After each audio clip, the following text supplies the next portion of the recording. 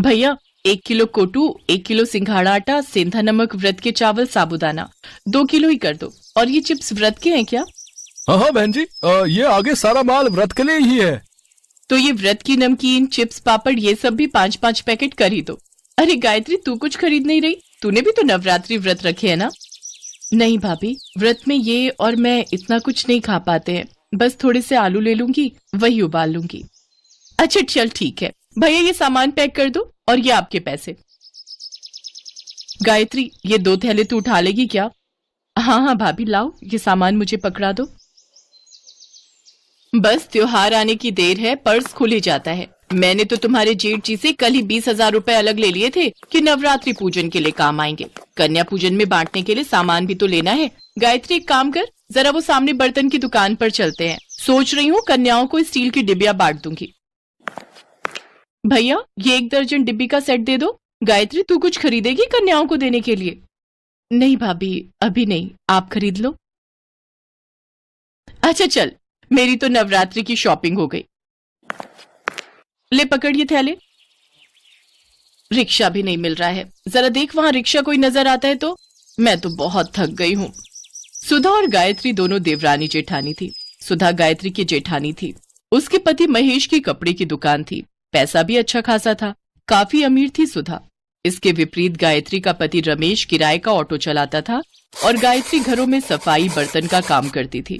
गायत्री और रमेश दोनों मिलकर ही घर का खर्चा चलाते थे। सुधा गायत्री का बहुत फायदा उठाती थी।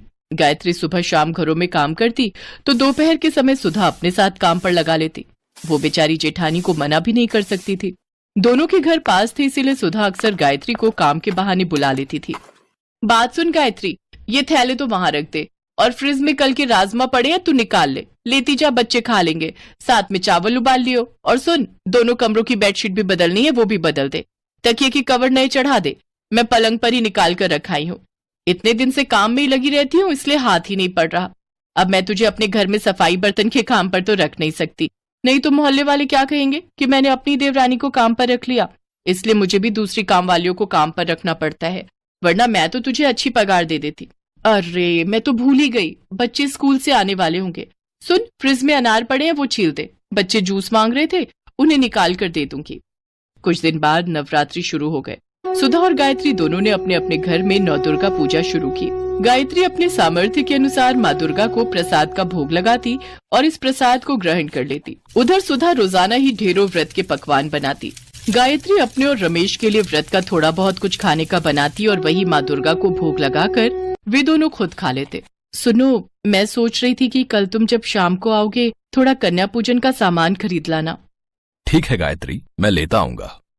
अगले दिन रमेश ने जो पैसे कमाए उसमें से उसने ऑटो के किराए के पैसे दे दिए। बाकी उसके पास जो कुछ पैसे बचे थे उनसे उसने सामान खरीदा और पिछली सीट पर थैली रखकर ऑटो में घर आने लगा। तभी 2 लड़के उसके पास आए और बोले, भैया हमें थोड़ी दूर तक छोड़ दोगे? रात हो गई है, यहाँ कोई ऑटो वाला दिखाई नहीं दे रहा है। अब हाँ, मैं तो इसी रास्ते से घर जा रहा हूँ, आप दोनों बैठ जाओ, मैं छोड़ दूंगा। रमेश ने दोनों लड़कों को ऑटो में बिठा लिया। कुछ दूर जाकर वो दोनों लड़के उतर गए। रमेश घर आ गया, पर जैसे ही उसने सीट पर देखा तो उसके सामान की थैली गायब थी। रमेश समझ गया कि जो लड़के आखिर में उसकी सीट पर बैठे थे उन दोनों ने ही वो सामान उठा लिया। रमेश अब कुछ नहीं कर सकता था। गायत्री भी परेशान हो गई कि अगले दिन कन्या पूजन के लिए सामान कैसे खरीदेंगे। गायत्री के पास थोड़े और पैसे रखे थे, वो उन्हीं कुछ पैसों को मिलाकर कन्या पूजन का प्रसाद बनाने का सामान ले आई। अगले दिन गायत्री ने प्रसाद बनाया और माँ दुर्गा को भोग लगाकर कन्याओं को बुलाने के लिए जैसे ही बाहर गई तभी उसकी जेठानी सुधा ने उसे आवाज लगाई, अरे गायत्री जरा मेरी मदद कर दे, कंजके आ गई हैं, मैं बैठा लूं, उसके बाद तू उन्हें ले जाना। ठीक है भाभी, मैं आती हूँ।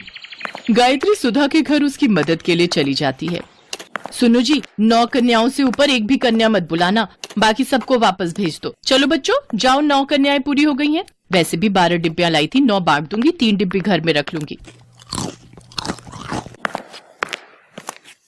अरे गायत्री, तेरे दोनों बच्चों के लिए तो कंजक बची ही नहीं। कोई बात नहीं भाभी, मैंने घर में भी प्रसाद बनाया हुआ है, यहाँ कंजकों को पूरा हो गया, ये बहुत अच्छी बात है। अच्छा मैं बच्चों को ले जाऊं? ये भी इंतजार कर रहे होंगे, इन्हें भी काम पर जाना है।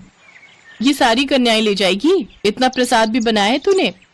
कोई नहीं भाभी, माँ दुर्गा के आशीर्वाद से जितना बनाए है उतना पूरा हो जाएगा, पर कन्याओं का खाली हाथ लौटना सही नहीं। घर में आई कन्याओं को भले ही थोड़ा प्रसाद दे दो, पर उन्हें ऐसे नहीं मोड़ सकती। चल तेरी मर्जी, तेरे जेठ जी बुला रहे, मैं उन्हें प्रसाद दे दूं। चलो बच्चों, अब तुम मेरे घर चलो। चलो बच्चों, अब तुम मेरे घर चलो। सोनू, राधिका, सब बच्चों को घर के अंदर लेकर चलो। गायत्री, इतना प्रसाद पूरा हो जाएगा, कन्याएं बहुत सारी आ गई हैं। माँ दुर्गा की इच्छा होगी तो जरूर पूरा होगा। सोनू, राधिका, बच्चों से जयकारा बुलवाओ। गायत्री के दोनों बच्चे सोनू और राधिका माँ दुर्गा के नाम का जयकारा लगाते हैं। गायत्री और रमेश भी बच्चों के साथ माँ दुर्गा के नाम का जयकारा लगाते हैं। जयकारा शेरा वालिदा, बोल साचे दरबार की जय। जयकारा दरबार की जय। गायत्री माँ दुर्गा का नाम लेकर घर में आई सभी कंजकों के लिए प्रसाद निकालने लगती है। तभी कुछ साधु संत भी द्वार पर आ जाते हैं। बेटी, दुर्गा अष्टमी का दिन है, साधु बाबा को माँ दुर्गा का प्रसाद दो। अब गायत्री, द्वार पर साधु संत महात्मा आए हैं, कन्याओं के लिए भी प्रसाद निकालना है, अब सब कैसे होगा?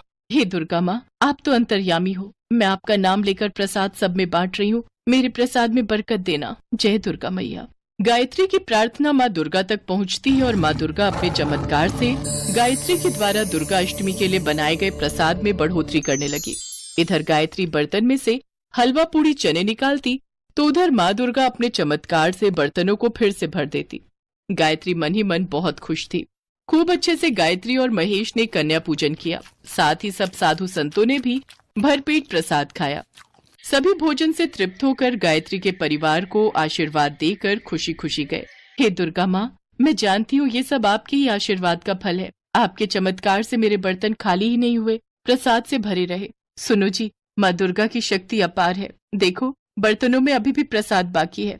हाँ गायत्री, तुम ठीक कह रही हो, आज माँ दुर्गा ने कोई चमत्कार जरूर किया है, तभी थोड़ा सा प्रसाद इतना ज्यादा हो गया। सुनो, तुम और बच्चे मिलकर प्रसाद खाओ, तब तक मैं भाभी को भी थोड़ा प्रसाद देकर आती हूँ। गायत्री टिफिन भरकर प्रसाद जब सुधा के घर ले गई तो सुधा प्रसाद देखकर हैरान रह गई। गायत्री, तेरा थोड़ा सा प्रसाद इतना हो गया कि तू मुझे भी देने आ गई, ये तो बहुत चौंकाने वाली बात है। मैंने तो इतना ढेर सारा प्रसाद बनाया, फिर भी हम घर के लोगों को ही पूरा नहीं पड़ा।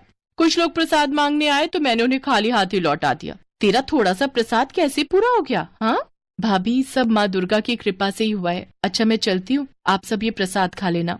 गायत्री सुधा को प्रसाद देकर घर लौट आती है। उस दिन माँ दुर्गा के चमत्कार से सचमुच गायत्री के घर के भंडार भर गए। धीरे धीरे रमेश के काम में भी वृद्धि हुई और अब उनकी आर्थिक स्थिति में भी सुधार हो गया।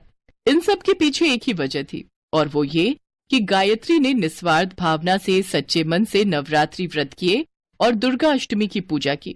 भगवान तो प्रेम के भूखे होते हैं। जो भी भक्त प्रेम और श्रद्धा से भगवान के नाम का पूजन करता है, भगवान उस भक्त से बहुत प्रसन्न होते हैं। कहते हैं माँ दुर्गा अपने भक्तों को कभी भी निराश नहीं करती। यदि उनकी पूजा सच्चे मन से की जाए तो वो अपने भक्तों के सारे कष्ट दूर कर देती है और अपने भक्तों के घर में धन धान्य और सुख समृद्धि की वर्षा करती हैं।